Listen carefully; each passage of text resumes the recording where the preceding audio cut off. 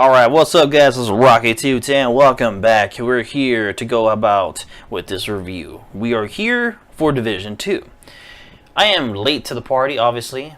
Game came out in March, and I honestly just wanted to captivate of this game because this game is fun, very intuitive in some of their designs, but then some downfalls as well. And it's just, something that has been going on in the gaming industry, but the one thing is that is included in this, they kind of keep it to their core values to what they wanted to bring in Division 1. And that is something that I wanted to jump on today with this review, and well, I hope you like it. I have spent too much time on this. Oh my god, I actually procrastinated a little bit, but I got a little bit of information for you, and we're gonna go from there. So, overall thought of this game. This game itself is a above average game. It's like if you want to put it in a numeric scoring system, like how most reviewers do it, but it's like a 7 out of 10 to me. It's 7 out of 10 because due to the fact that it hits a lot of core prospects to the Division 1, but a lot of improvements from Division 1. It hits very well on the gameplay. A lot of revisions on the AI and the NPCs that work together, that integrate with each other, that makes the game kind of lively. You have some very nice graphical features. How it was a downfall in the first game. The first game was kind of just like meh, whatever. But in this game, it pops, it shows, and you're like, all right, I paid a good $60. I'm getting $60 worth for this, and it's good. And right now it's probably discounted. Maybe it's already been a couple months, and most most companies nowadays, what they do discounts every now and then, and it's odd.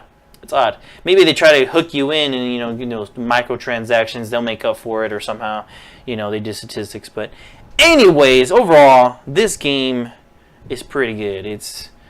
That's what it is. Just pretty good. It's not like astounding. It's not freaking, oh my god, you gotta play it. It's a game that's gonna keep you busy. It's a game that you love. It's a good thing that it have got a facelift from the last game, and the last game was good and all over time. It took like maybe a year or two to get it to the point where, like, hey, it has a fan base. Hey, we like the stats, the building mechanics of its gear system, when you're finding all those very little stats and optimizing and trading talents and so on and so forth. Jesus, the Lord of the crisis. But yes, it's improved. So that's my overall thought. That is pretty much I have to say on that. So now we're gonna get in depth in this, and we're gonna go category to category. First thing first, story. This is the part where it docks the most. I'm sorry guys, this is how it is, but this game itself docked it by itself. Like, it literally has no other way of kind of like messing up. Not really messing up, it's more or less just lacking it. It's very empty. It's very thin. It's like you're getting just ice cream on a real cheap wafer cone, and no flavor to this story. So I'm gonna sum it up for you. I'm gonna give it to you like so quick. You're gonna be like, oh my god, this is what it is. That's it. All right, cool. So 7 months after the original Division of the green poison outbreak, basically DC has gone through chaos and hell, and you're coming in as a Division agent from New York, and you're pretty much the mop-up crew. You are the guys who are going to clean up this freaking mess of a joke of a city. DC is well known for their monuments, history, and politics. For the love of God, politics is everywhere you breathe in this town. And, well, there is very little government officials. Hold on one second. There we go. There's very little government officials. There's maybe a very weak joint task force left and in this setting for the division in Washington D.C. Everything's pretty much like militia based. It's like civilians are just like, the government ain't doing jack. It's just do it, man. Just get together and let's get formulated and all that kind of stuff. And that's basically what it is. Division agents were sitting here. They somehow either went rogue, they went in, they tried to do what they can. They got killed by certain factions. I'm gonna tell you the factions in a second. And it's like, what the heck? And basically, if I'm correct, the second wave that went to New York is heading over here to clean up shop. Okay. 3 factions that got together, not together, all together to work together, but 3 factions that really build up and are your antagonists for the game, and really just the goal to clean up. So, first group is the Hyenas. Hyenas are basically just a group of gang members, rioters, just everyday evildoer out there, just causing chaos, doing whatever the hell they want, and they're really just taking it out on civilians. Some civilians are just used to be sold for drugs. They're making this chemical, and they're just spreading chaos. Not for the fact of for enjoyment, more or less. It's just for control and power, really. There's nothing really much to it to them. They're just everyday. They were like the rioters in the last game, basically. But this one is kind of more formulated because they have some leaders, but they really don't go in depth in them. Those leaders in the original faction, it's a joke. It's like, oh yeah, we have knockoff 1, knockoff 2, knockoff 3 and 4. Oh look, we found some recordings, some collectibles, and all this kind of stuff, and you wish you found more, and you wish you saw a little bit more to this group, but for God knows reason that they really just really shallow. They have a group. The main thing that holds it all together is the Hyena Council. Basically, they got together and they say, we're better off all together as a group, as a gang. And I'm telling you, like, a really, really thin overview of this thing. But basically, it's the Council of Books, Diesel, Dime, Roach, Coyote, Mayhem, Zodiac. That's it.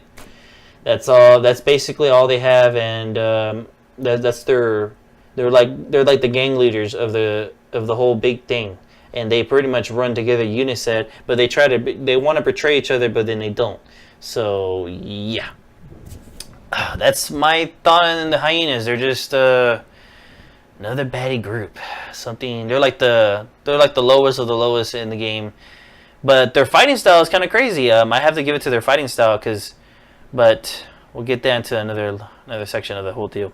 Anyways, next one is Outcast. Outcast, I do like this clan, even though it's very shallow. Outcasts themselves are very shallow because it's just a group of civilians that got left behind by General Ridgway, or I'll explain later.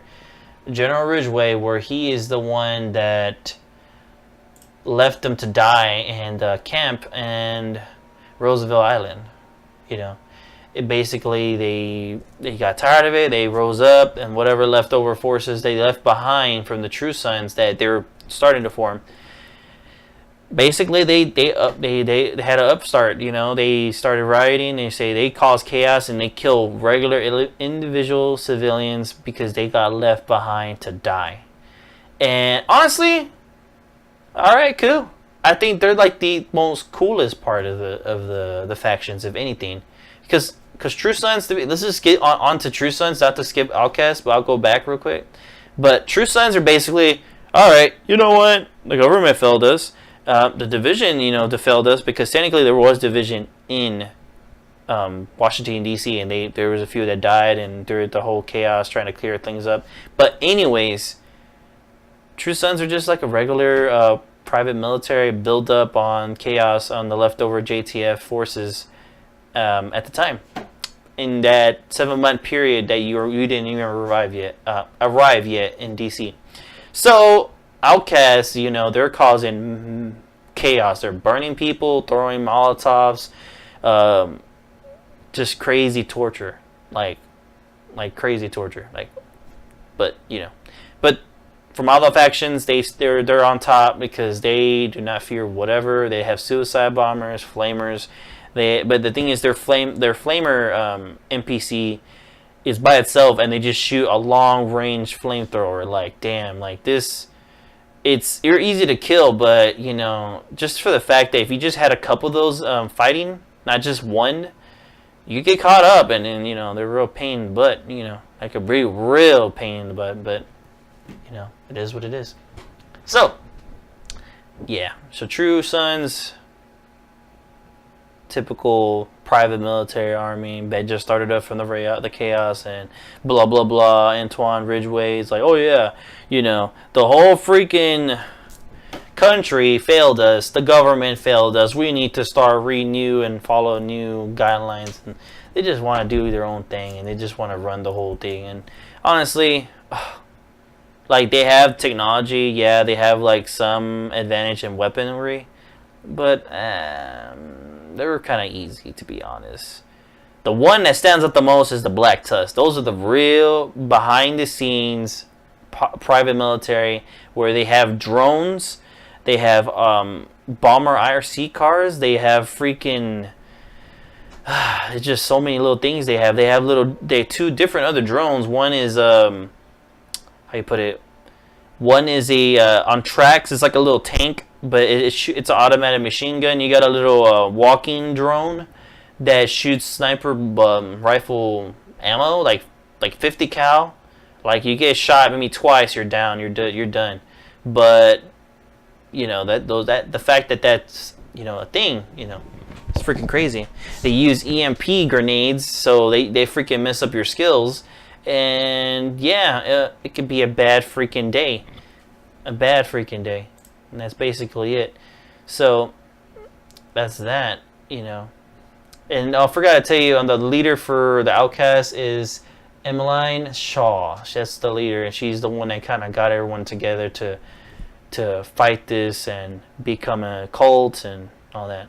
And the True Sons is basically Anton Ridgway. He just has like lower lieutenants, all that kind of stuff, just generic, you know, whatever, and just he's basically the main like kind of minor character in the story. Black Tusk, there's nothing. Like, you have to find literally a lot of collectibles to understand what's going on, who's what, and there's some things I don't even know yet. Like, I could look this up a little bit, and let me see unknown commanding officer, and then Bardon Schaefer. Yeah, Schaefer. That's all we know right now. And right now, people are still looking through all this. Right now, we're still waiting for more DLC. Maybe we're gonna get some information on that as well. And like I said, and this review is not a solid overview of everything, but this is the overview of everything of right now. Because this game is gonna adapt, and it's gonna grow, it's gonna update, it's gonna change over time, and that's just the way it is on a live action live service game. Especially, you know, it's if I remember correctly, it's the action RPG third-person shooter. Whew, what a genre! But yeah, that's the whole deal. So yeah, that's pretty much of that of the Black Tusk. The Black Tusks are just heavy. They come in at the very end game. They stick around, and they're just keeping you busy. So yeah. Now, the thing is, this is what messes it up, this whole thing about the story. If you did not look up collectibles in this game, you would not understand. It's awesome to have collectibles. Yes, it's freaking fantastic. But if you don't look it up, you're pretty much screwed. You're just like, okay, haha, restart this. Okay, go into them. Huh? Yeah, it's basically like that for a little bit. Like, you've really got to look into the dirt and like to figure out this freaking story of this game. Oh, I was so irked about it, but the gameplay kind of kept me busy and it was fun. So I give it that. But anyways, we're moving on to the next category, and now we are at mission design. Mission design with every mission in this game, it's pretty fantastic, to be honest. It's pretty fantastic because it's really built up in a way where this thing has its life of its own. Like, they design these levels where it could be from close quarter, long range, and sometimes it could just be super open. Like, you could go from long range, close range, flanking, and in different aspects. But the thing is, the AI doesn't stay there unless it glitches out, bugs out, kind of deal, and you just jump on it. But they adapt. They yell out to you. That's the cool thing. It's a cool feature that of the NPCs and the AI, and how the AI works with it is they'll tell you like, oh, hey, he's healing. Oh, he's reloading. Oh, or she's reloading. Oh, gotta move up.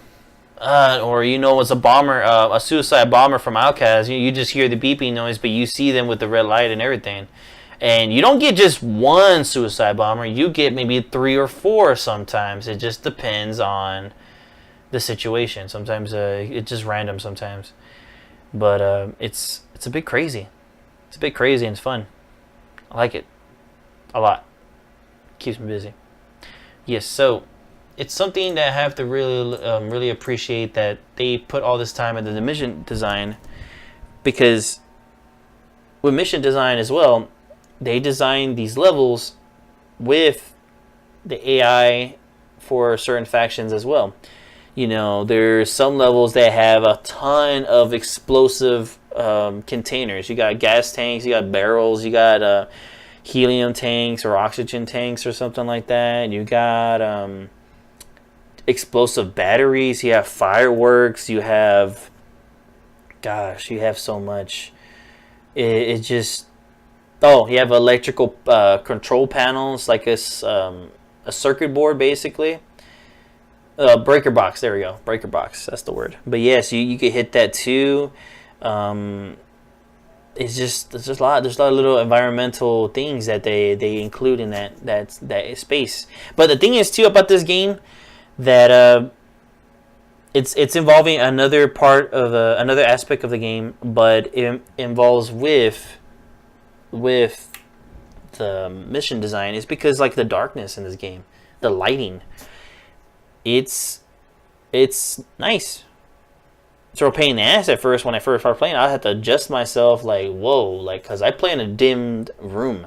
I play with basically a 32-inch 2K monitor. So if you don't know what 2K is, it's basically 1440p. Lord, let me see the dimensions of this. So it's 2560 to 1440.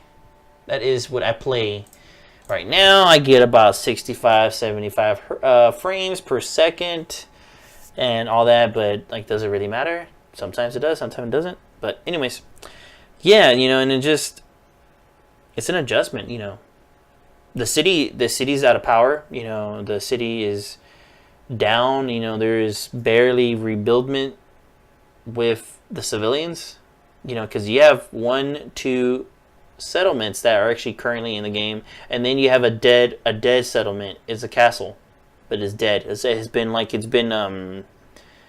how you put it? It got bombarded by a whole bunch of stuff what the True Sons did in a certain part of the story of the game. Sorry if I should have put up spoilers, but yeah, spoilers. It's a review, whatever. But anyways, so that's an aspect of it where the darkness can hide you. You can sneak up to the NPCs in this game. There is a kind of a mechanic where it tells you if the NPCs are alerted or they heard something. When they hear something, they basically go out and about and try to find you.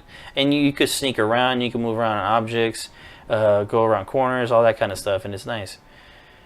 It just all depends. Let me see. it's just a lot of corridors. It's a lot of buildings, to be honest. There's times where you're outside, and honestly, when you're outside the most, it's really just trying to get to one point to another. Not in the fact of a linear prospect, but when it comes down to the whole area to sneak or just to attack. Because sometimes you have a high vantage point, and sometimes you have a low vantage point. Sometimes they're at an advantage. Sometimes it just all depends where they're at too. Sometimes you could just wait. Sometimes you can't. And you could plan with your skills too as well. And that's just so cool. So that's pretty much that. You know, it's really fantastic how well they put a little bit of good touches in this game. It's unfortunate though that this game was very glitchy in the very beginning. Had a lot of bugs, and you fell through the world. You fell through walls. They were blocked by walls and all this kind of nonsense. If you were there in the very beginning and you're hearing this, you know it's true. You know it's damn well it's true, and it was a pain, and it was just pain. It was a pain in the balls, if you want to put it that way. But it's been fixed, and at this point right now on May the 21st, as I'm recording this, it's pretty good. It's not bad. Wish when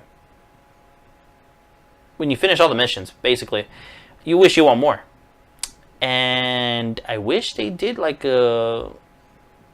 auto-generated kind of missions. I don't know, just not no fetch missions, not no garbage missions like that. You know, just something to keep you busy and keep you kind of going. But on the year pass, you know, I'm gonna throw in an aspect of that, what's going on in there. But anyways, alright, so now we're moving on to the next thing, and gunplay. Guns in this game. Oh my lord, there are so many different kind of guns. And this game takes the bee's knees. There's like, oh my god, let me tell you how many of the guns are there. Let me see. Because right now, as exotics, let me see, 1, 2, 3, 4, 5, 6, 7, 8. There's 8 exotics in this game so far. And it looks like one is a pre-order, and then there's a pack for another one. It's called Ruthless, and Liberty is a Kendra Liberty blueprint. So you gotta find that. But right now with assault rifles, we have. Let me see. Hold on one second. So at this point in time, we have the ACR, the AK. Oh my lord, there's just too much actually. I think I'm actually looking into the wrong stuff. Let me see. Hold on one second.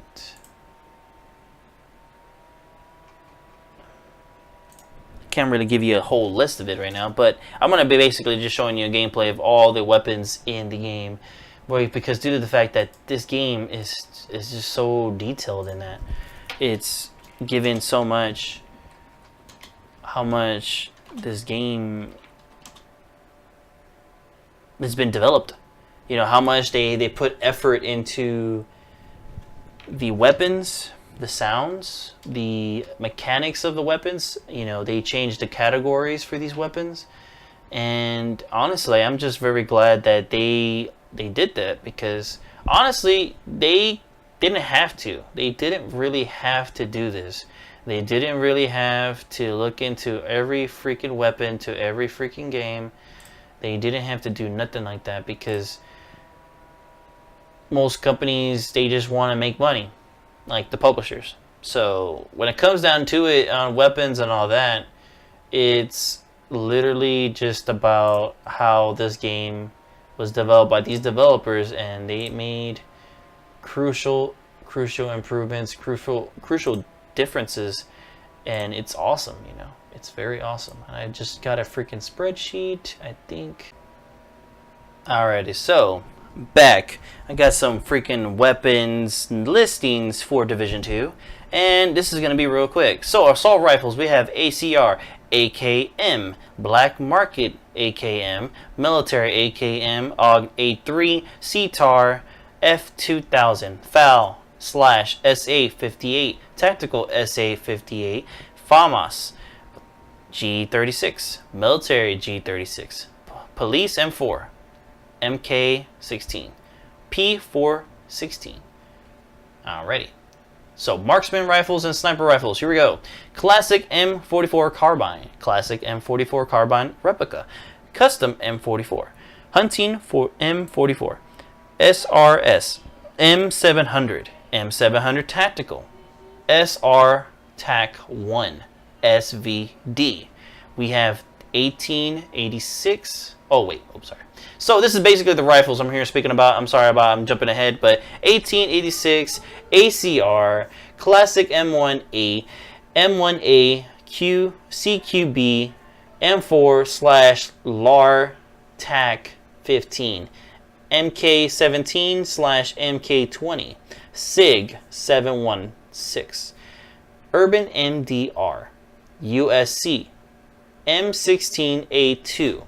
Alright, those are the rifles in the game that basically have, well, I'll explain afterwards. I'm going to go ahead and list the submachine guns at the moment. Here we go. So I have the AUG, AUG, TA-21, TA-21, sorry about that, SMG 9, SMG 9A2, M1928, Tommy gun, MP5, MP5 ST, MP7, sorry about that, MPX, P90, the PP19, the UMP 45, Vector 9mm, Vector 45 APC, Tactical Vector. So that's the machine guns. Light machine guns, here we go. M60, Classic RPK-74, Black Market RPK-74E, Military RPK-R-74M, M249B, Tactical M249 Para, MG5, L86, MK46. Whew. Here we go, shotguns. So ACS-12, double barrel. The M870. The ASSG-12, SPAS-12, Super 90, the Marine Super 90. Here we go, pistols and sidearms. Here we go. So first wave, PF45, custom PF45, D50, M1911, M45A1, M9, P4 Storm Type F, P4 Storm Type T, X-TAC 45, X-TAC 45 Tactical Replica, 93R, 586 Magnum, Police 686 Magnum, Diceros, I cannot spell that. I'm going to have to spell it for you. Diceros. I'm sorry about that, guys. Subnose Diceros. Oh my god, I cannot pronounce anything. Anyways, double barrel saw-off shotgun. That is the ones right here we got. So now, and that is it. That is it. That was all we got as weapons, and not including the, hold on one second, there is signature weapons for endgame or specifications. There is the explosive tick crossbow, the survivalist. That's the survivalist in-game specification. It's just basically more stuff to earn. It's perks and all that stuff. The M32A1 grenade launcher. That's the demolitions or demolition. Demolitions. Ugh, good God. 50 cal sniper rifle, the sharpshooter. It's basically it has a foldable stock, but yes, it's a 50 cal sniper rifle in this game. Pretty decent. Cool. But yes, that's everything in this game that it has to offer. That is a lot of weapons. That's like Call of Duty, like Modern Warfare 3 kind of style, where you have all these different types. Maybe Modern Warfare 2, maybe Black Ops. The best one I think was 2. But anyways, that's all the weapons. I'm gonna show you a little video of a clip, just shooting off the weapons, just showing you, a little bit of the differences and how they go. Okay. But anyways, now we're gonna go to the next subject here, and it's gonna be brand sets. Brand sets.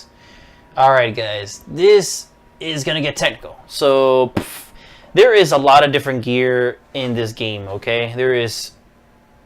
But there is just, how you say, There's only 3 gear sets, okay? I'm going to tell you right now, it's the Ongoing Directive, the True Patriot, Hardwire. Okay, at this time,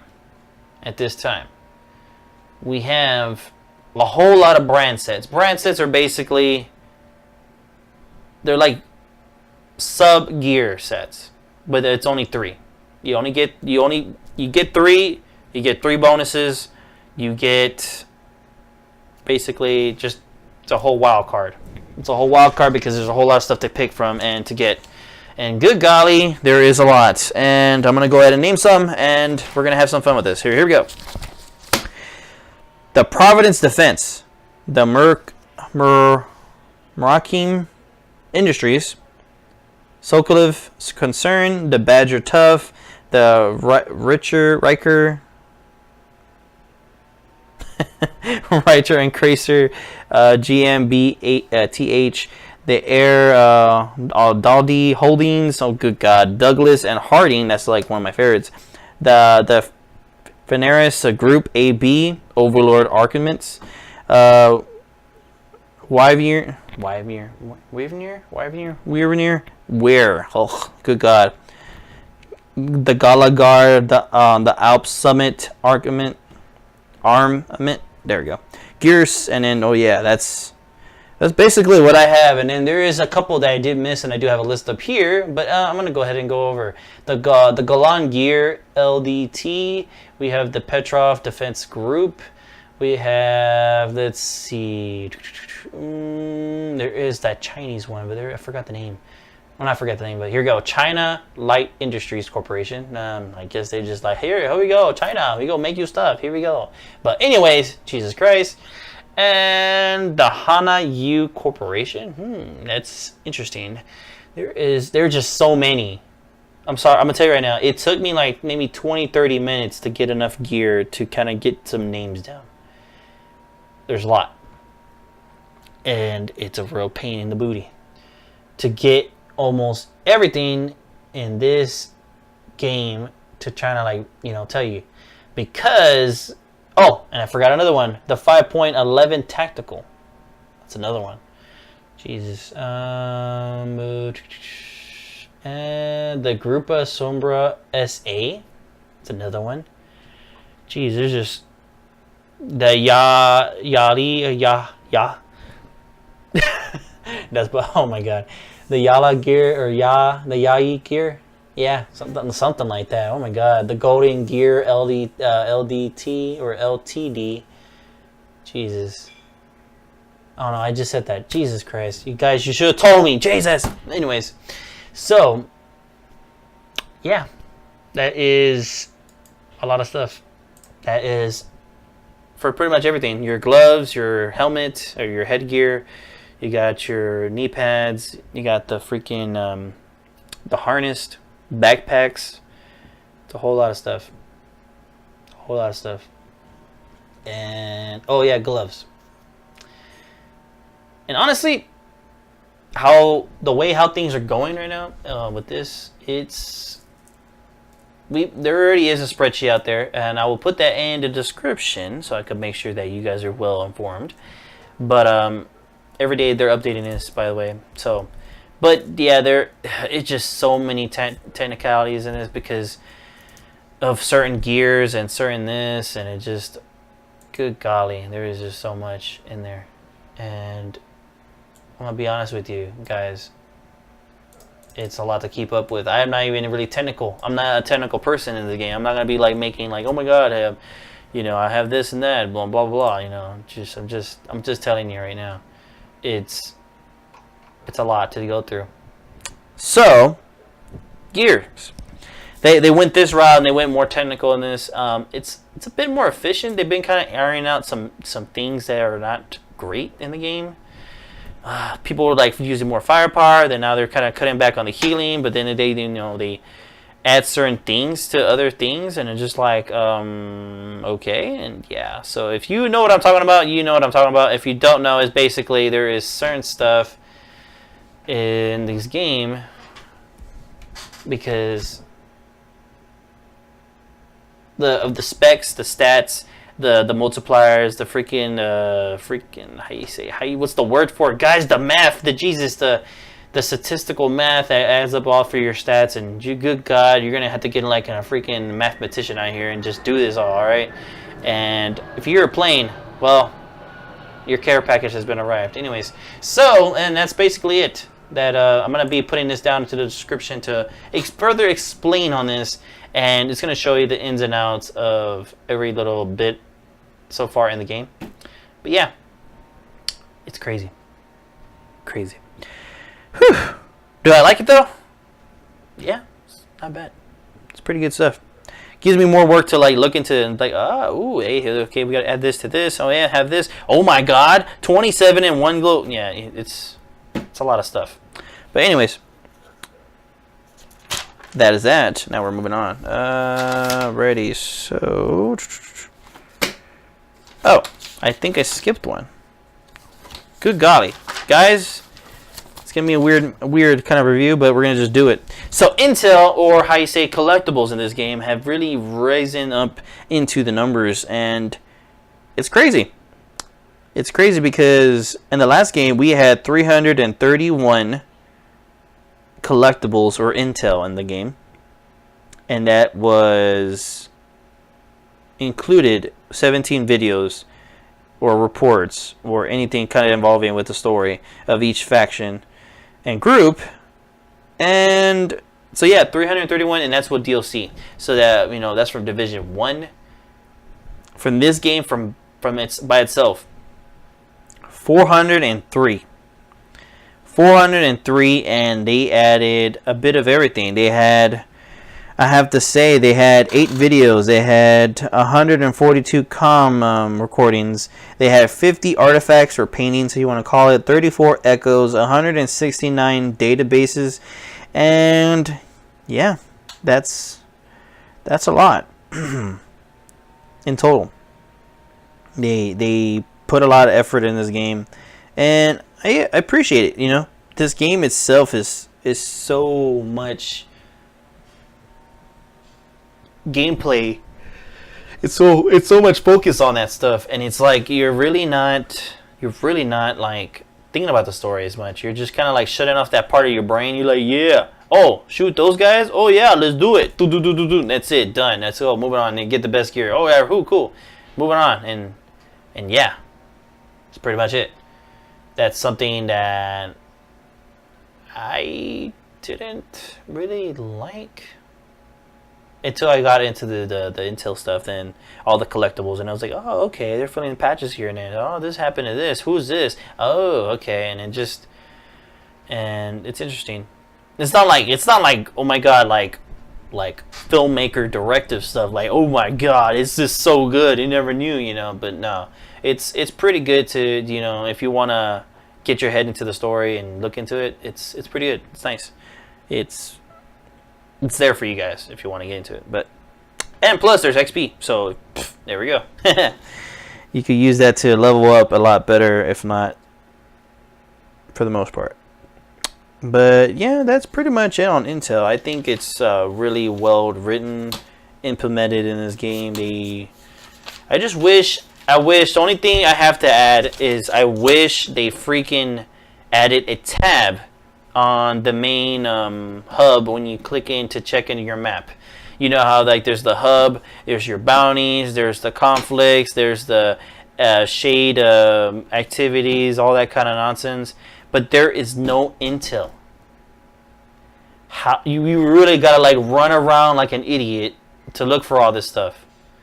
Like yeah, you could go online. Yeah, you could go online and find like a map and like, oh yeah, there is one. I'm gonna put that in the description for you guys. I'm gonna put that for you can find all the collectibles and all the little areas and all the little. But the last game did it. Why can't you do it now? Like they were just like, oh, it's there. Here, it's there for you. Here we go. And you're like, and if you counted every little intel piece in the very beginning before you even got into the game, you were just like, what the hell? Like, what? 403? Yeah, it's a lot. But you start looking for that little tab. You're like, whoa. Bruh. Where is the Intel tab? Would have been nice. It made things a little easier for everybody. And we would have had a freaking good day. But anyways. Other than that, it's fun. I like the world of Division 2. It's nice to look around. Look at 2K graphics, you know. I'm getting about, like I said, an average of like 65, 75 frames. It's nice. It's really cool, the animals and all that. But anyways, that's another topic. We're going to get on to that soon. But anyways, that's Intel. We're moving on. Let's see.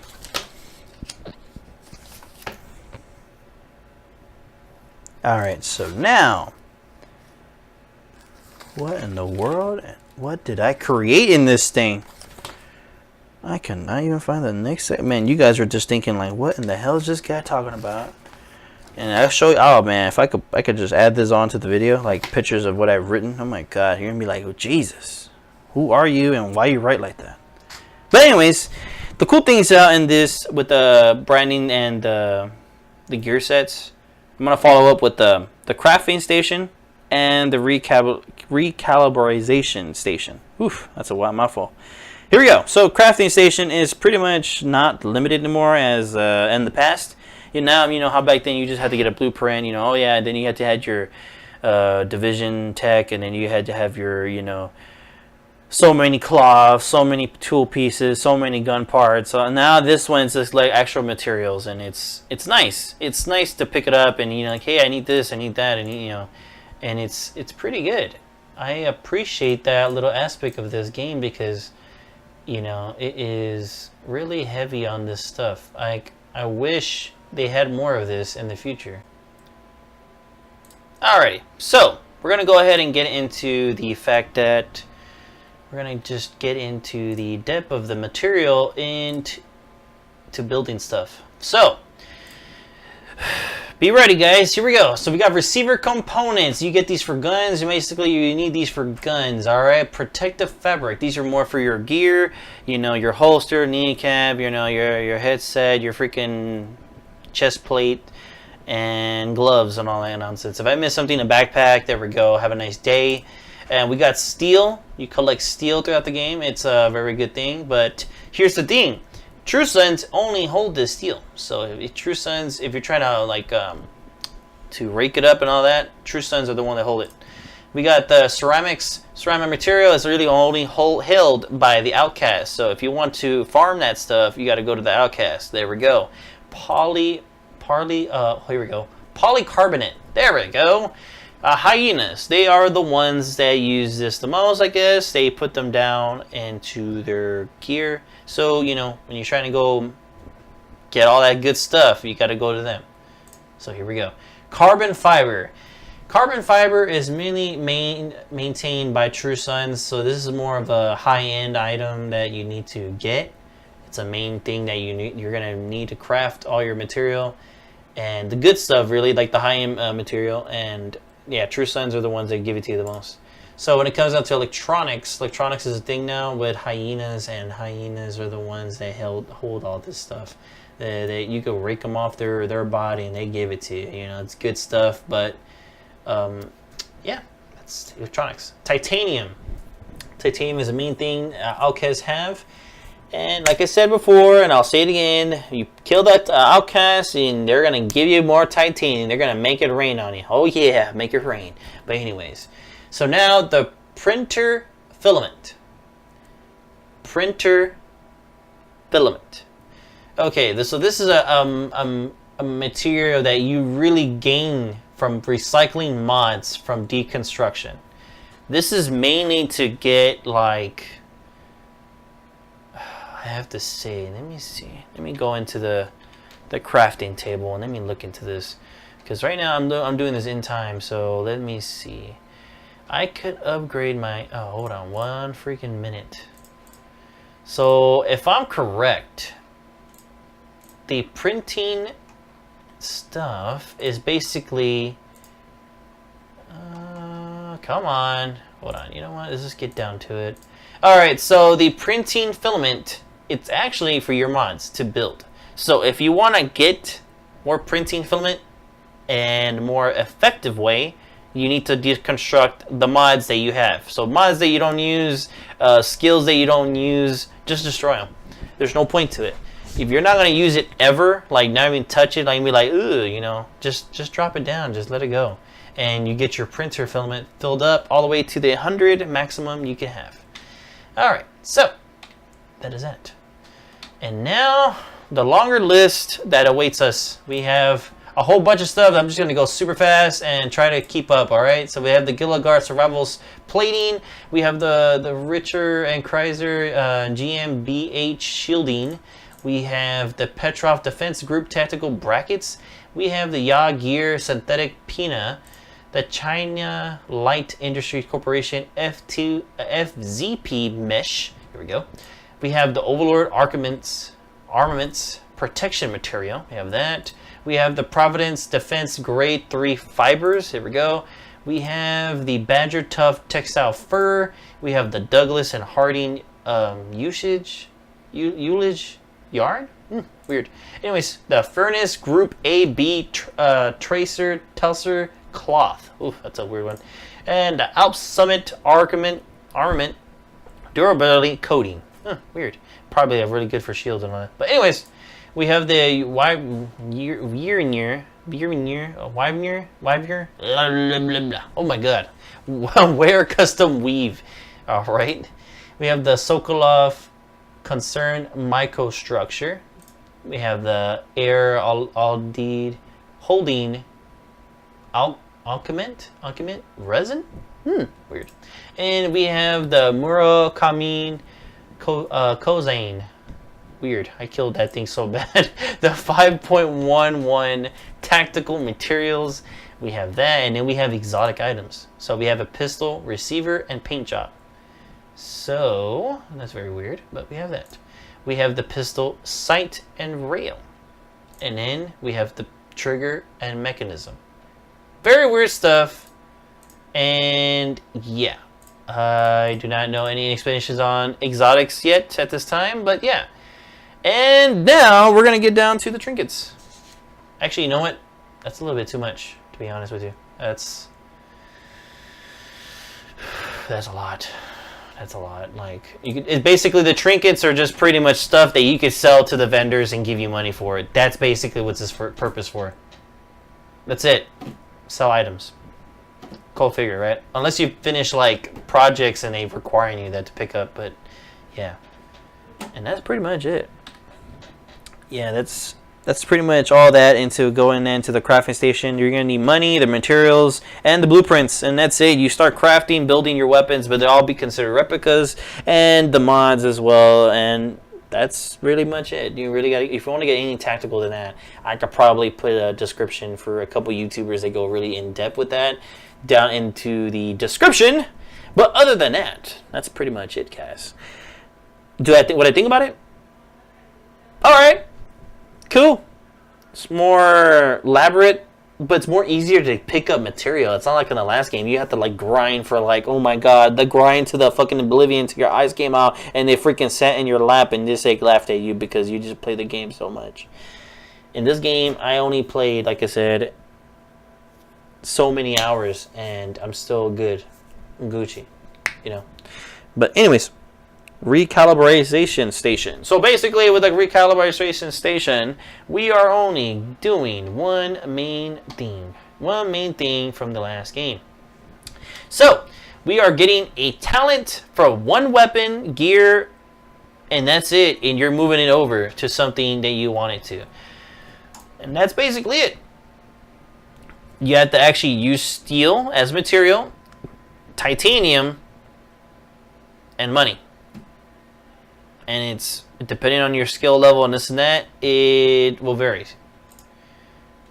And even on depending on the weapon itself, like even if it's like super high, like on the scores, the variety of money you have to use in this game, money is kind of like harder to get unless you like, excuse me, but unless you go in really in depth in grinding, and I'm talking about grinding your life away. Yeah, that's something that is really a pain in the ass. It's not fun. But that's pretty much it on that. There's They're gonna do like a subcategory if you recalibrate stuff and it go into its own thing. But other than that, that's basically it. I really don't mess with this. Honestly, I only did that for the talents and that's it. But just for weapons. But because with gear, it's like, you know, what's the point? I'm gonna pick up something better. It's a loot shooter. Like, come on, Jesus, there's so much out there. What else you want to do? Shoot me. I don't know. But anyways, that's pretty much it. So now we're gonna get into another subject about the bounties. The bounties in Division 2 are freaking awesome. I love this. I wish they kept doing better things like this. And the bounty system is a lot better now. And it's all about getting things done. So when it comes down to it, bounties in this game are they go into the map. They're unlocked by once you get a certain character in the game.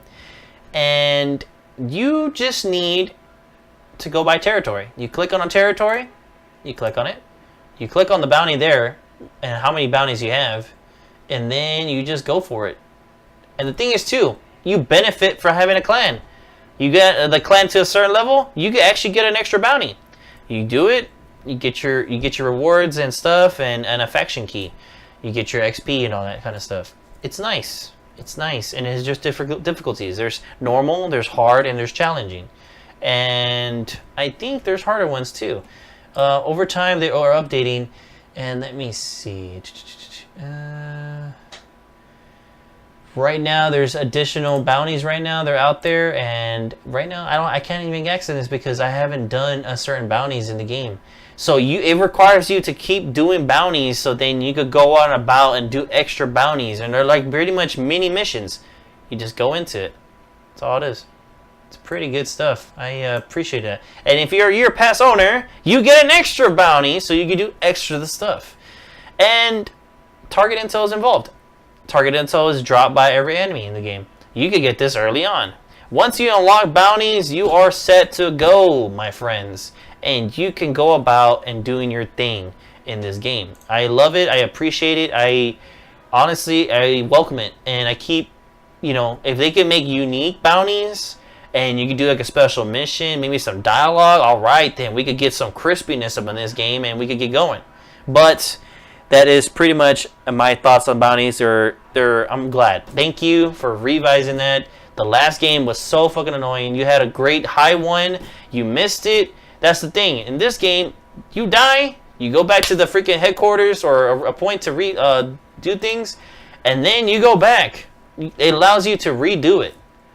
Unless, you know, there's like a warning on it. Like, I'm going to look going up right in a second. And let me see. Yeah, and so far, yeah, there's nothing that tells you, like, if you die, that's it. You can't go back. But you can go back. You can go and get things done. And that's the cool thing about it. Much appreciated, guys. Much appreciated. But we're moving on, and we're done with bounties. Here we go. So, now... Ready. So, Dark Zone. Here we go. This is a freaking... It's not a disaster, honestly. It's just more areas to look into. I just don't do it. But, the Dark Zone in this game functions a bit better and a bit different from the last game. One, there is not much players in each Dark Zone, and there is 3 Dark Zones, okay? It is not, those 3 Dark Zones do not equally match the Dark Zone we had in the last game. I'm sorry to tell you, if you were looking for Dark Zone magic up in this thing, sorry, that was the last game. Dark Zone got cut down a bit. So here we go. There is actually intel in the Dark Zone now. You have to go pick it up, or collectibles, so you want to call it again. But you go pick them up, you get a little background story of what the heck happened here. You know, it was a set group of people. You actually do a mission to get into the Dark Zone so they can further explain of what happened. You get in a mapping of the area, and then you do one extraction. But that's it. It's just doing a walkthrough. And there's turrets. There's turrets by the checkpoint. People were actually upset with this. I honestly welcome it, because for the God Almighty, I hated the fact that you got shot down so many times. People camped the heck out of you. Like it was ridiculous. It was ridiculous. I didn't want to go into the dark side anymore. I really just wanted to be on the outside. And in this game, I can go in the dark side every now and then, but I don't know. It depends. If you have a good group of friends, you want to go in the dark zone, be dumb, whatever. You know, grief some players. Do it. Do your thing, man. Do your thing. If you don't want to do it, you don't want to be a douche, then don't be a douche. You're cool. You're like on the cool zone, man. You're chill, Bill, on that. But,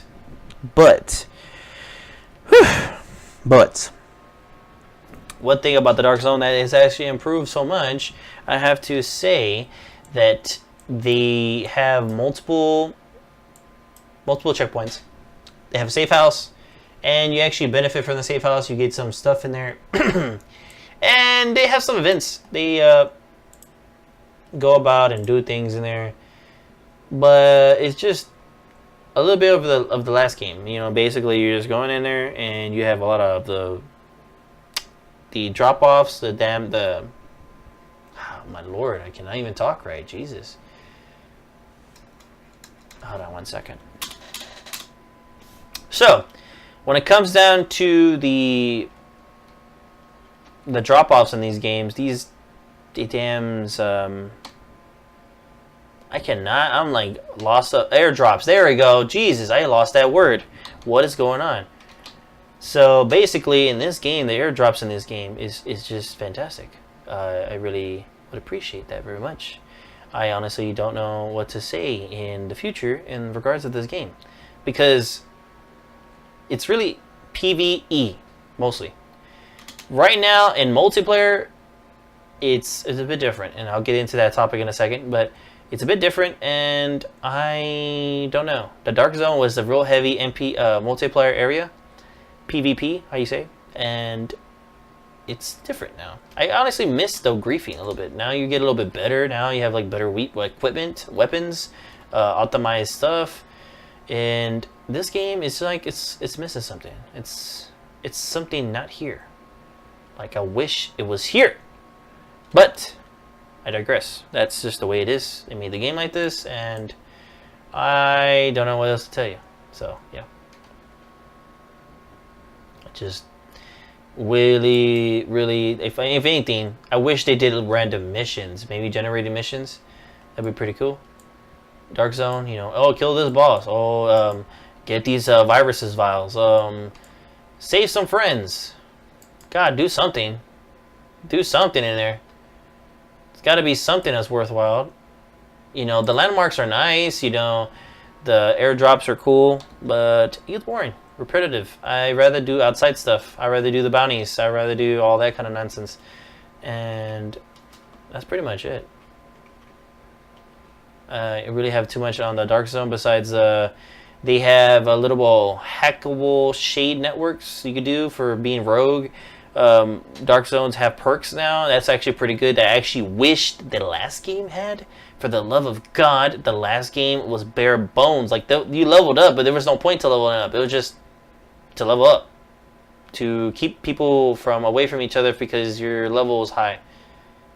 You can't fight low level people, and it just didn't have no substance. It didn't really mean nothing, the leveling for Division 1. So now Division 2, it actually has some substance. It's like, okay, you keep doing whatever, you go in there, you get all the way to 50, you get all these perks, you can pick them out, you're only set to 1, and then you can't reset, and I think you really can actually. And yeah, that's basically it. And I appreciate that. I appreciate it to the max, because it's nice.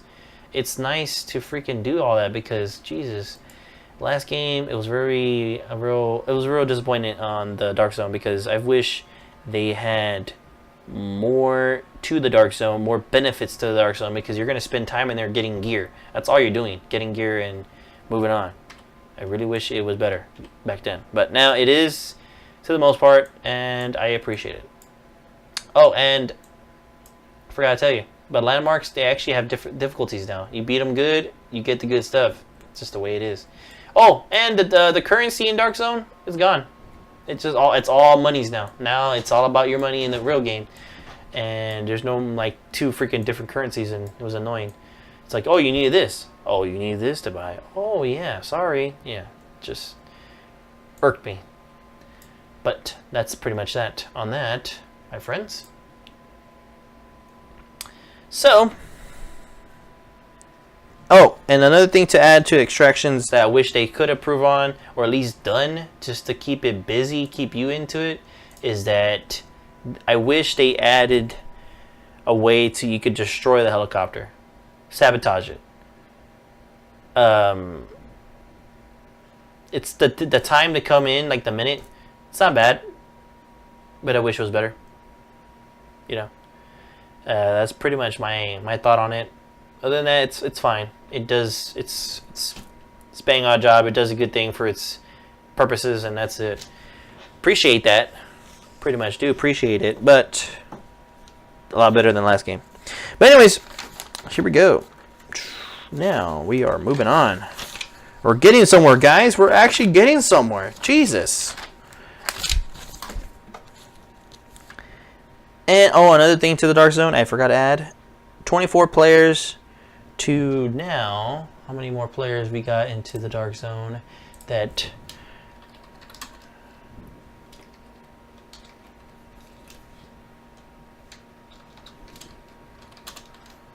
I know it was 24 players in Division 2.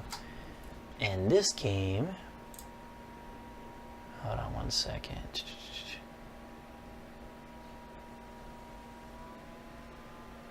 And you could this is the reason why it's called overviews, guys, because there's just so much to this game. There's just so much to other games.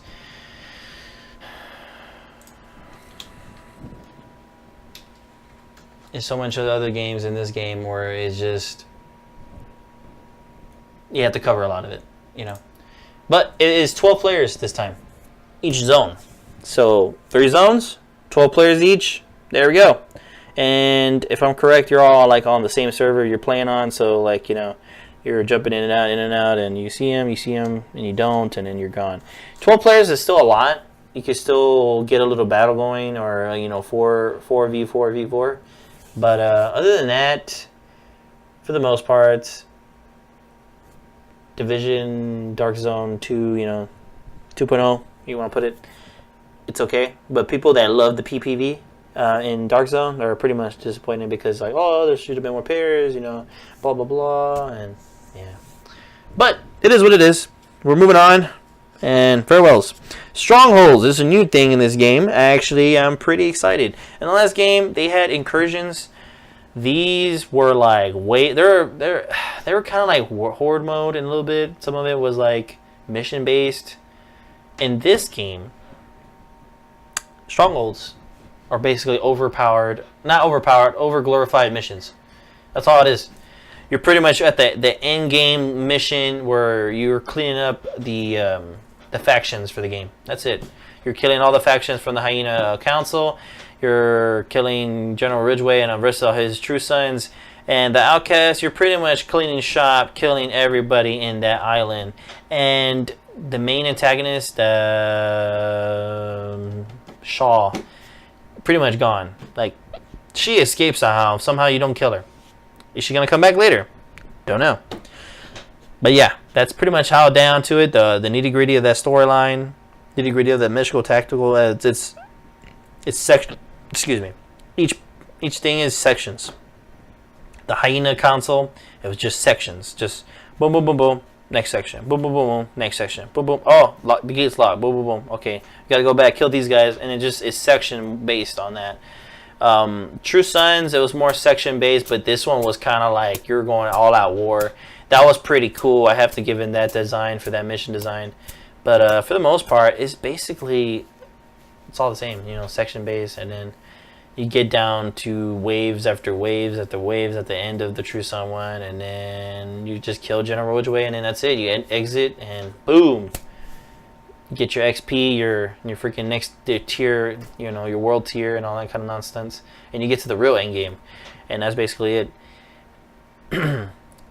Outcast, it was just sabotaging boats.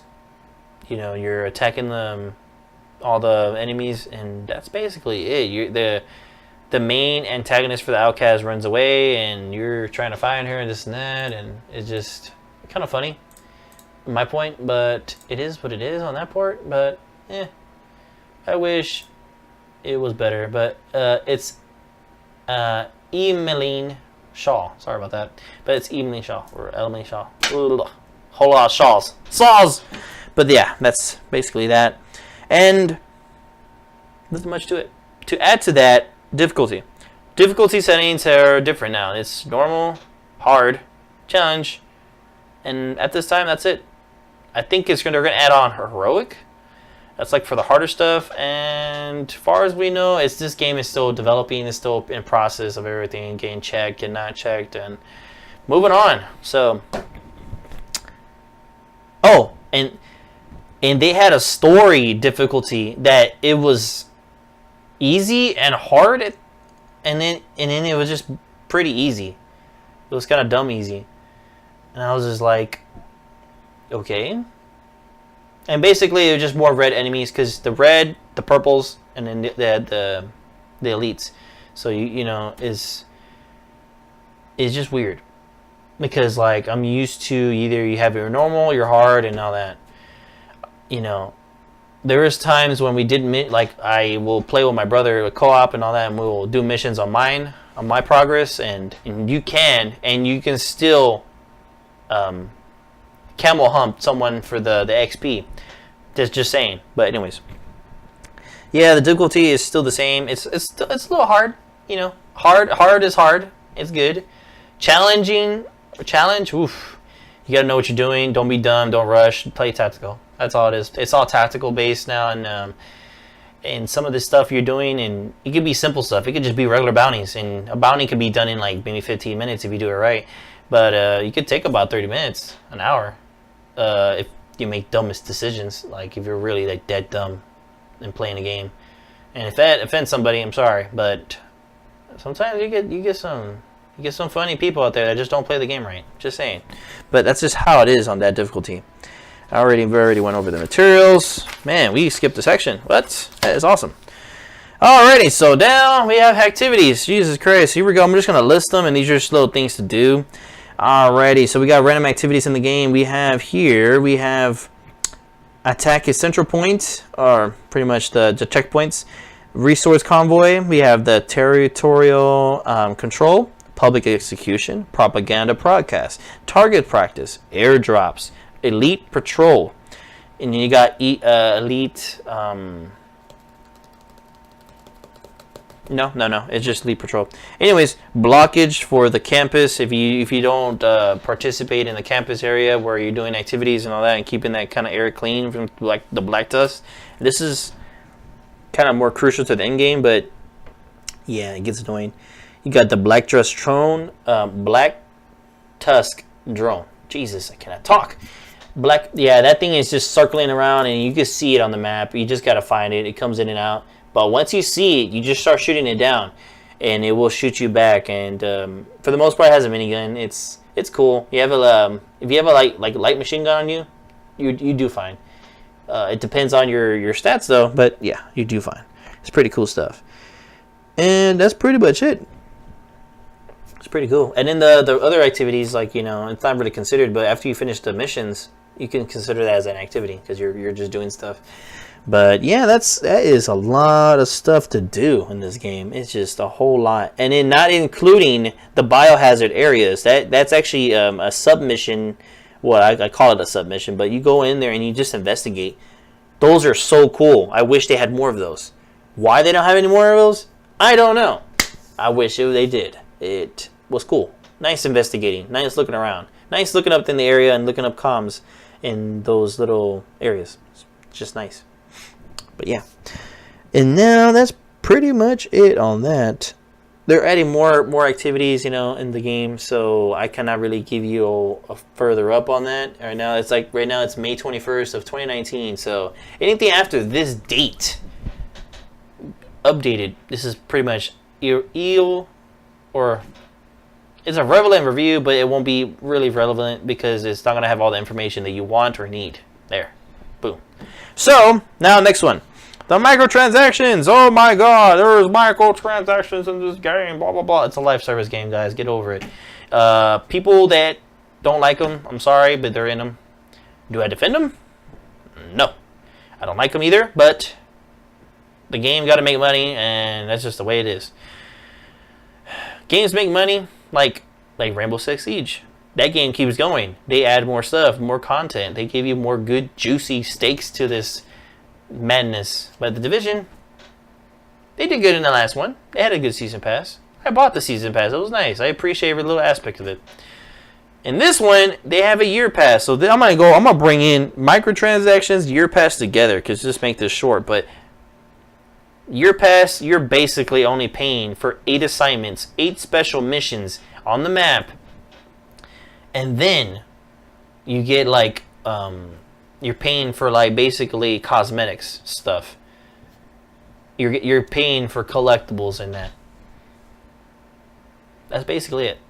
Because everything else is just the early access to all the like their year 1 pass roadway thing. They got episodes coming out. They got a raid coming out. They have all that stuff. They have right now they have technically a new live event where you do missions or you get field proficiencies. You basically get your free stuff when you level up or get all your XP. And you get like a key to open up a crate, and then you get like free cosmetics. And the cosmetics are different now. Now the crates, they only give you 3 items or more. Now they give you 1 item, but it's an actual item. You give it to you, and then they reimburse you if you get a duplicate. You get like, depending on the item, if it's like a high end and you got the same thing, you could probably get 80k XP. You could probably get 90k. High end, you probably get 100 or 200k. Who fucking knows? So who freaking knows? You go in there and you just do it. All right. You don't like it? I'm sorry. It's in the game. I don't know what to tell you.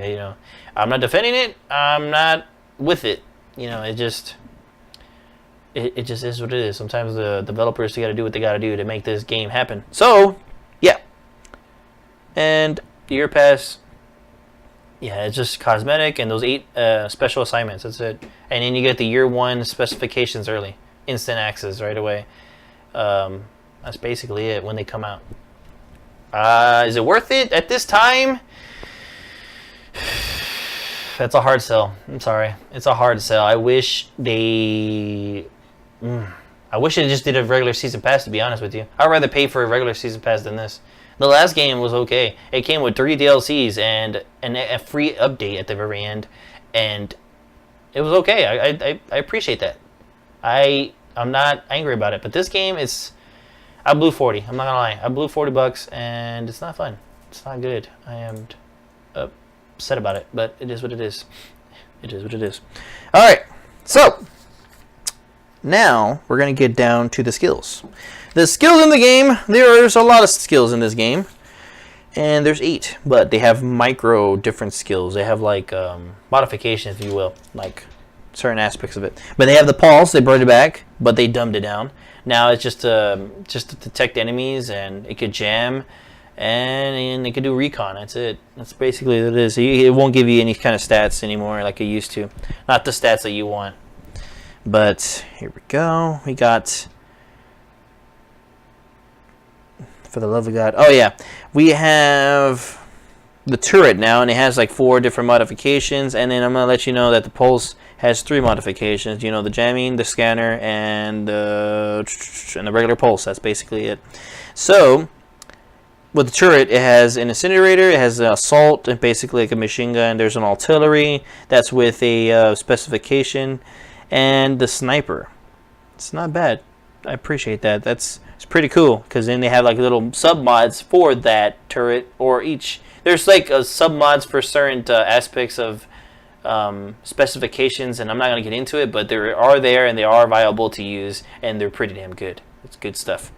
All right, so the Hive. I like this one because it has a stinger, it has the restorer, the booster, and the reviver. So this thing could revive you, it could heal you, it could damage somebody, and it could boost you. Gucci. Good stuff. The Hive, I appreciate. I don't like the damn cool times, but then, it's on you and how you do your stats. I'm not really a tech guy. But anyways, we are having the Seeker Mine. It's back. It has an explosive, air burst, a mender, and a cluster.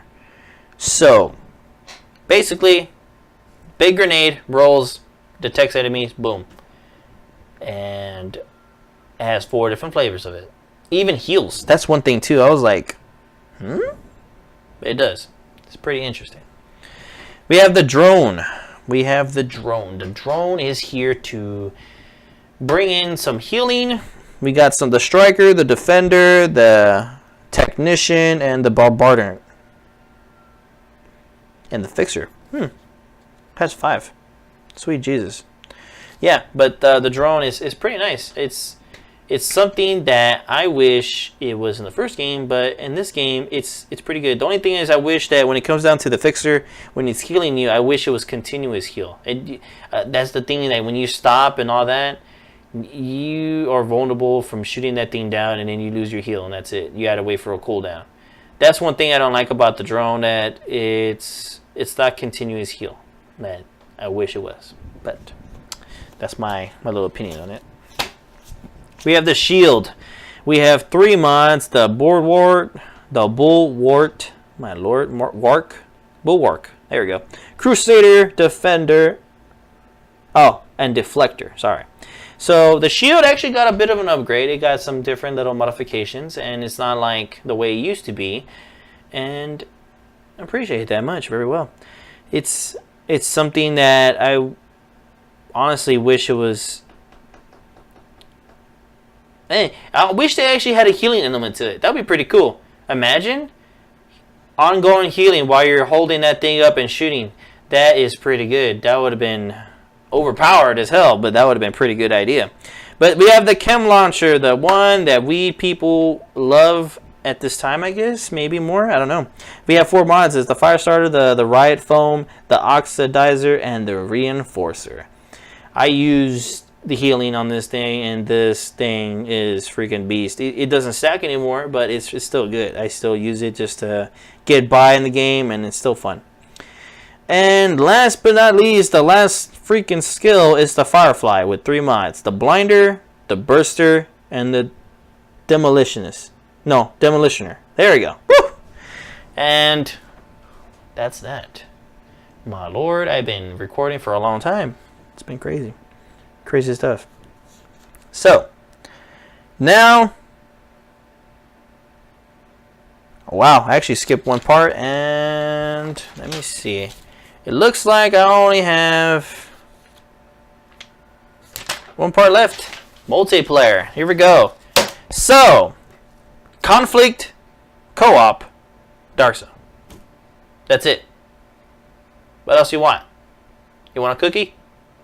No cookies for you, okay? I'm sorry to tell you, there's no freaking cookies in this deal of a multiplayer, because multiplayer, they're supposed to be adding more modes along the line because of the DLC is coming out, the free stuff.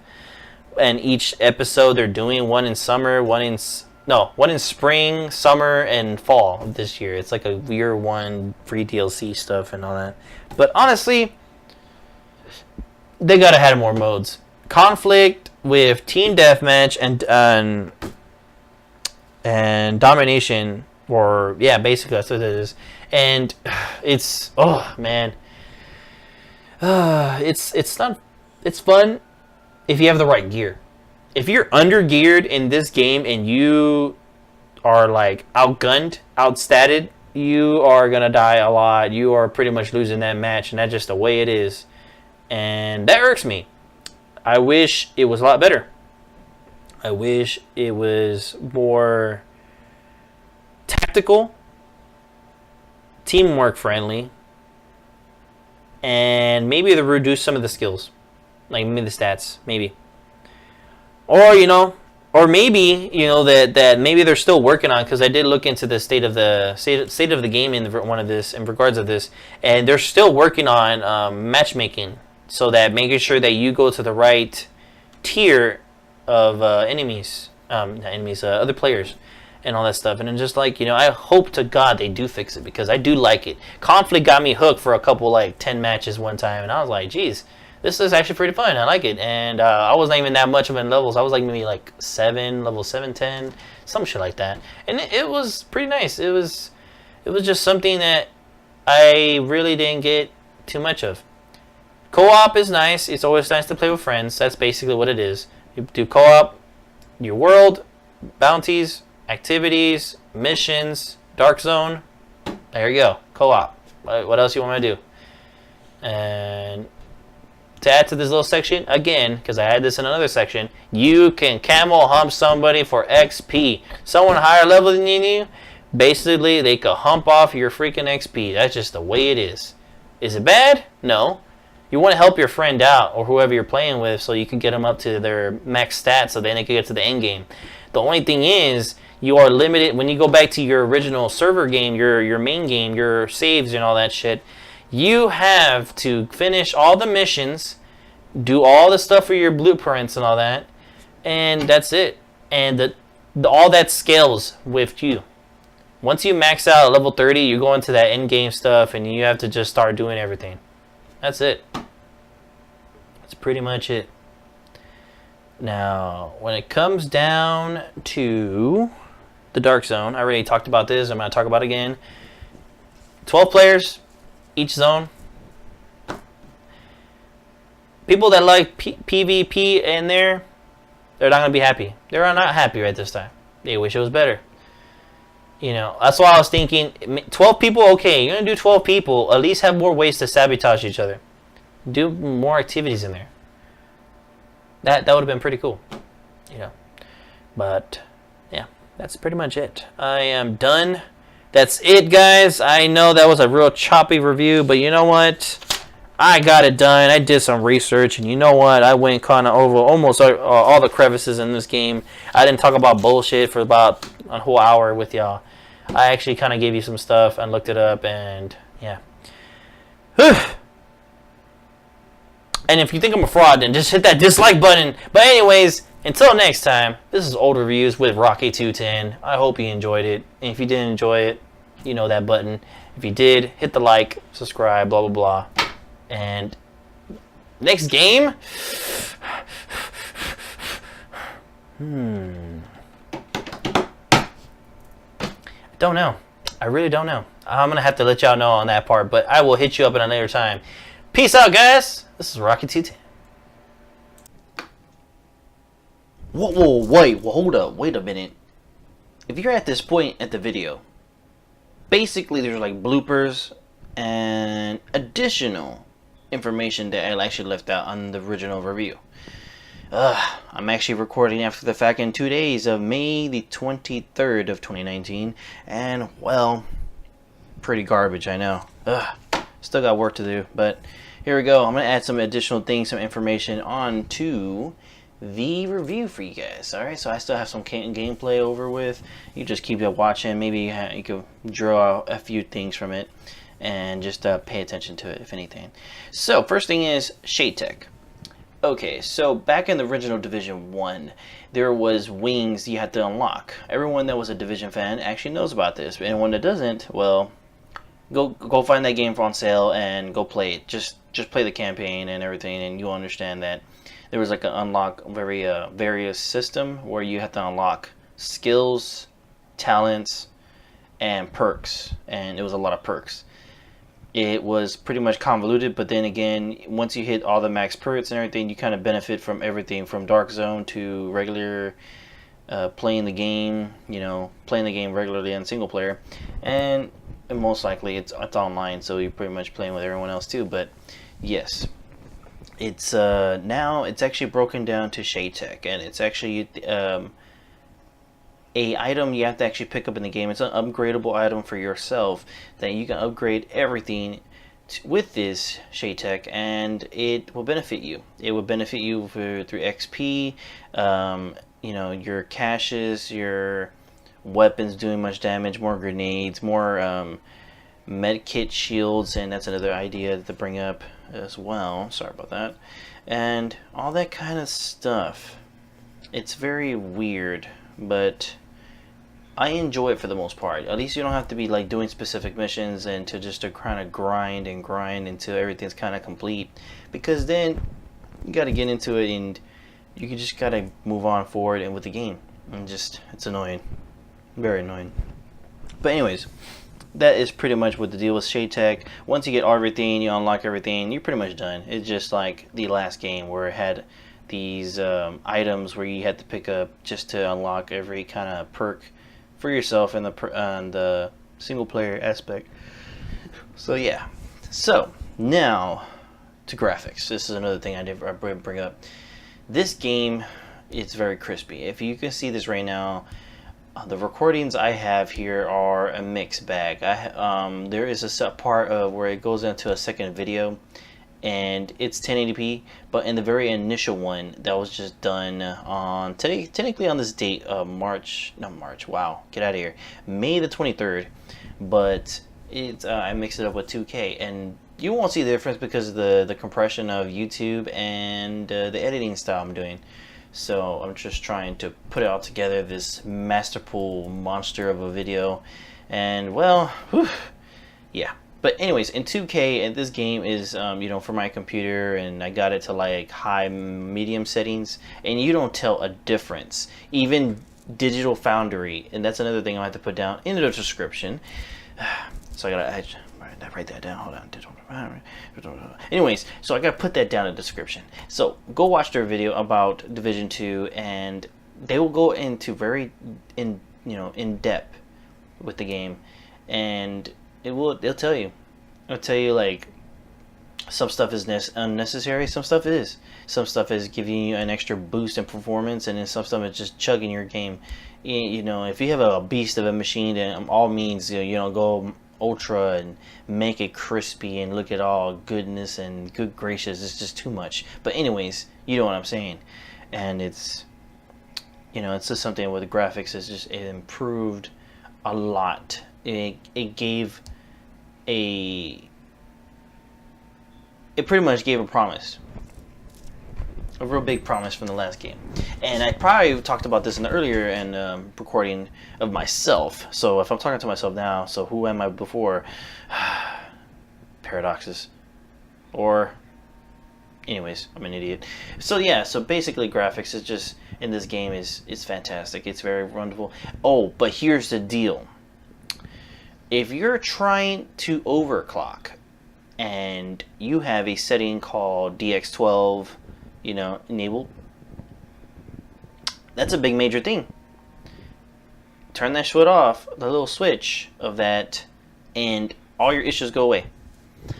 For some odd reason, the overclocking for anything, even your freaking CPU, it just gives the game problems. It was so annoying. Excuse me, guy. Oh, Jesus. It's 12 o'clock at night. I know. Some of you guys are just like up in Red Bull and drinking all night and videos for days. But anyways, yeah, so it's some stupid setting with overclocking. It messes with DirectX 12. I don't know what it is. It's so stupid.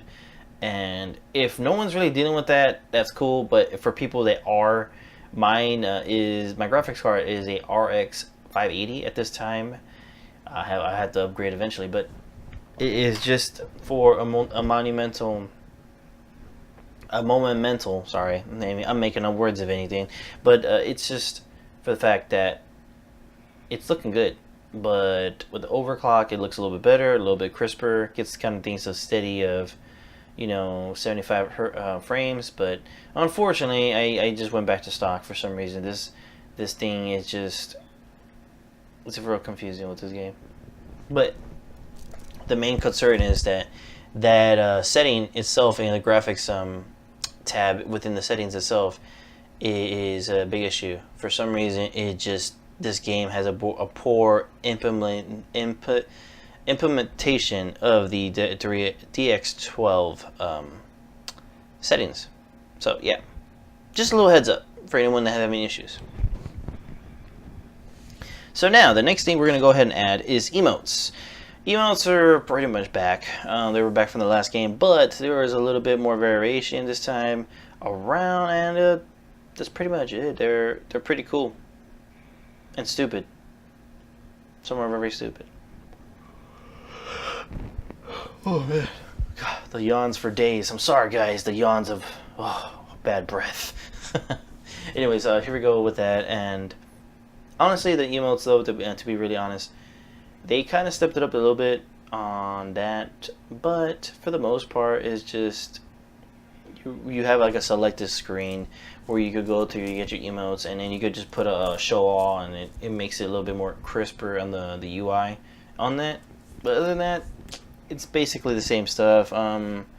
They might have made it more coordinated, maybe by the way they recorded it in the background. I don't know how they do that. The little motion sense kind of crap, where they record all that motion movement for the animation and all that. There we go. Jesus. And yeah, that's pretty much it. So checkpoints. Now checkpoints is a new thing in this game where you take off. You are in certain territories in this map, and you have these checkpoints to take over to kind of seem, get control of the territory. And these checkpoints are nice. You can use these to travel around, fast travel, and you can use them to get gear and weapons. Basically, base game, before you hit end game, you could take over all the checkpoints for the game. You can do all that, help yourself. You could go back to them more and more, let the game like reload, or go back like after like a day cycle or two, and you could pick up all these things, or a game session. You just, you could pick up all this gear, and it makes it so much easier because, oh my god, it's just so much better. And with that, and it just, man, I didn't catch on to it until like level 20 plus, and it was just making it a little bit better because you never know what you're gonna pick up. That's the cool about this game. The looting is more on par with your level, and it's all random. Like I guess the statistics, their numbers they're doing or whatever in the background for the math is doing well, and it's awesome. Like, because you could just kill a regular enemy, and then you could get like a good statted weapon, the stats and talents that you want, and it's freaking good, like a cannoli. But anyways, yeah, that's the cool thing about checkpoints. And now they're kind of upgraded, so now they're like a tier thing. So if it's like a +2, that means they're really hard, or like actual hard NPCs. If they're just +1, it's more like normal enemies. Yeah, they're kind of testing that out, but so far I think it's okay, because then you reap a better reward as it's a higher difficulty. So yeah, that's a thumbs up on that.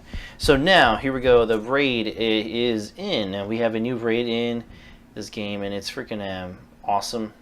It takes in for 8 players, and it'll be for 2 groups. So it'll be like a subgroup 1, subgroup 2. You go in, and it's all involving with the Black Tusk. I'm not gonna get too much into it because I'm gonna be honest with you, I have not finished it yet. I'm still playing with it. There was a time where I had to play so much, but then I got too deep in the night, and oh good god, I need rest. It was during the week, so yeah, I'm gonna get onto it more in the weekend. As the technically it is the 24th now because it just hit midnight. So yeah, I'm just rambling on now. Jesus Christ. So yes, the raid it's fantastic. It's really hard though, but fantastic. It's something worth doing. It's very fun. I am glad that they added certain things like this because it just more content, of course. Free content is good content, but the quality of this is pretty good. It's something that it's expected nowadays, and more stuff is being added and all that, but we appreciate that little aspect because that raid is giving you more challenges to do, and it probably, it will reward you as much as any other activity could, and it's nice. So yeah, that's pretty much it on that part, on the raid. Alright, so here's a big new thing, and it's a mechanical thing, or technical and a mechanical thing for the game. It is called critical range. So critical range I didn't really touch much into because I was pretty much glossed over that and I forgot. So yeah, critical range is basically when you're looking onto a weapon sight. It's something that you are using your weapon a lot. You're going around doing your thing, and you're just pretty much every weapon class has a weapon range. Weapon range is pretty much from the distance from the target to the distance from you, and it could be from 10 feet to 25 feet, or meters, excuse me, meters. It could be from 10 to 75 meters. It just depends on stats and what kind of modifications you put on your weapons, and good golly, there's a whole lot of technical stuff you just got to remember when it comes down to critical range. Usually NMGs are more long range. You got the rifles, you got, oh my god, marksmans, you got the assault rifles, and the submachine guns. Submachine guns are pretty much close range. You got these shotguns, you know, close range as well, and it's pretty much all that's really getting going with the critical range, where it could really affect your game style and the way how you play the game, because it's really difficult when you're trying to keep going and going and going, but then you find out that you hit some brick walls in regards to that for those critical chances and the critical damage and all that. So it's just a big factor on how you play. If you're really a long range person, you should change up your weapons just to make sure you're more comfortable. Plus, you make your kills more effective. But then when it comes down to close range, you get that, you know, that submachine gun, that little AUG, that little crispy goodness going at that enemy, and it's cutting down their health super fast, and it's just good. It's worth it. But then, you know, it's all that, you know, it's all that good stuff where you are basically waiting. So, yeah, that critical range is really cool. There is a meter on your weapons. Well, I have showed in the beginning part of the video. I have remembered, hold on one second, let me see, for myself at least, just for reference.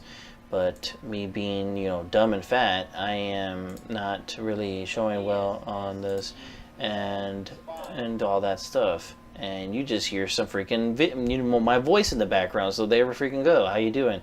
And yeah, that's that's why I told you this is the bloopers right here for the end. If you got to this far, I'm telling you, stupid stuff are gonna be coming out, and I'm gonna be doing that pretty much for every video, just in case I forgot something or just being dumb. But anyways, get back to the subject at hand with critical range. There is a meter on every weapon. You know, when you're aiming down the sights. And it is, oh my god, again with that freaking audio, oh my lord, that is nasty stuff. And actually, let me see, did I mute it? Did I mute this one? Recording. Okay, oh yeah, that's actually myself talking, you idiot. Wow, see, that's why we have bloopers for you. Anyways, I'm gonna mute myself. Let me see if I can find myself. Just to reference myself, Jesus.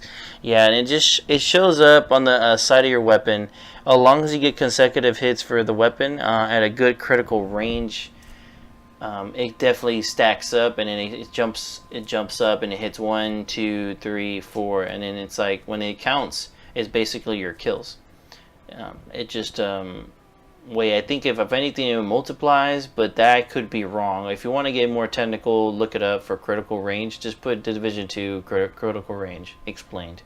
There's got to be a video out there by now. It's already been 2 months, going on 3 already in like in a couple, what, 7 days maybe? I don't know. But anyways, so yeah, I digressed. It's really stupid. And wow, I'm almost on my time. I'm on the minute time. So I got freaking cosmetics. Cosmetics are freaking amazing. The one thing, here's a tip: cosmetics, you can actually pick them up with the regular loot out in the world. You know how you used to give items to NPCs from the first game on Division 1? So now in this game, you just pick them up, and there is a certain limitation of stuff you can actually pick up. Because then eventually, when you get to the end game, usually cosmetics are just given to you like boom, boom, boom, and it's just nice. The crates you get from the key fragments are nice when you're in there through the game. They made this game so friendly, so good, but oh my god, just a lot. But anyways, it's nice, and we're done. That's that's pretty much it with your bloopers. I hope you enjoyed yourselves, guys.